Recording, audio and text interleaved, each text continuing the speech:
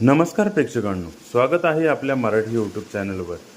आज आपण पाहणार आहोत महाराष्ट्राचे राजकारणी या गोष्टी करून श्रीमंत झालेत।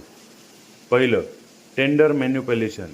सरकार कंत्राटी आपल्या माणसांना मिळवून देणे आणि मोठा कट घेतला जातो। दुसरं, कमिशन मॉडेल। प्रत्येक सरकारी प्रकल्पाच्या बजेट म्हणून 20 ते 30% थेट मंत्र्यांच्या खात्यात जातं। तिसरं, पीक विमा घोटाळा। शेतकऱ्यांना मिळणाऱ्या विम्याचा पैसा कंपन्या आणि राजकारणी मिळून लुटतात।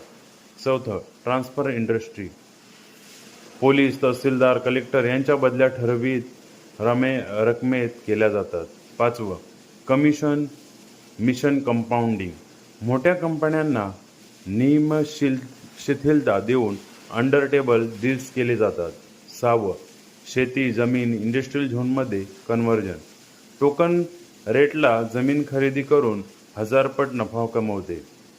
सातवं, टोल नाका घोटाळा। टोल वसुलीचे कॉन्ट्रॅक्ट स्वतःच्या लोकांना देऊन वर्षानुवर्ष लूट सुरू ठेवणे।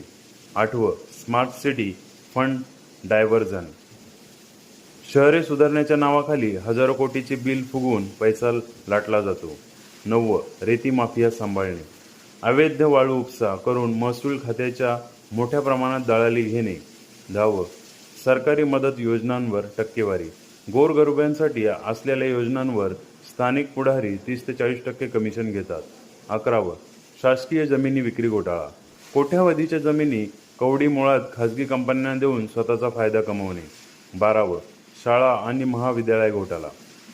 शिक्षक संस्थांनी मजुरी देताना मोठ्या डोनेशन्स घेतले जातात। 13वं, साखर कारखाने खाजगी हाती देणे। सहकारी साखर कारखाने कवडीमोल दरात खाजगी करून स्वतःच्या नावाने चालवणे। 14वं, राजकीय न्यासच्या नावाखाली कोटींची मनी लॉन्ड्रिंग।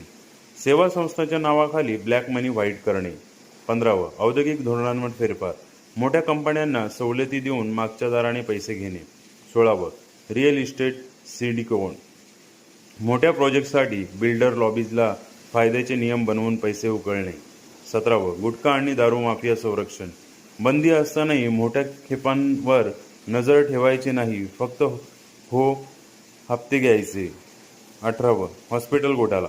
सरकारी रुग्णालये आणि विमा योजना यामध्ये मोठ्या प्रमाणात बिळ फुगवून पैसे कमवणे। 19वं, PWD घोटाळा। रस्ते, पूल, सरकारी इमारतींच्या ठोक्यांवर कट ठरवलेला असतो। 20वं, राजकीय नेत्यांचे पत्रकार आणि मीडिया हाऊसवर नियंत्रण। सत्य बाहेर येऊ नये म्हणून पत्रकार विकत घेणे। 21वं, बनावट कंपन्यांच्या नावाखाली मनी लॉन्ड्रिंग। नेत्यांच्या कुटुंबियांच्या नावावर फेक कंपन्या सुरू करून काळा पैसा फिरवणे। 22वं, सरकारी बँक घोटाळे। पक्षांच्या नेत्यांनी उभारलेल्या सहकारी बँका डुबवून करोडांचा उपसार। 23वं, वार्षिक महापरिषद खर्च। सरकारी परिषदांवर फुगवलेले बिल टाकून स्वतःचा हिस्सा उचलणे। 24वं, विकास प्रकल्प रखडवून स्वतःची भागीदारी तयार करणे। डील करा मग जबरदस्तीने सेटलमेंट घ्या ते 25वं, पदोन्नती पैशाची देवाणघेवाण। सरकारी नोकऱ्यांमध्ये बदल्या मिळवण्यासाठी डील ठरवणे। अशाच नवनवीन माहितीसाठी आपल्या चॅनलला लाईक, सबस्क्राईब, शेअर आणि कमेंट्स करायला नक्की विसरू नका। धन्यवाद।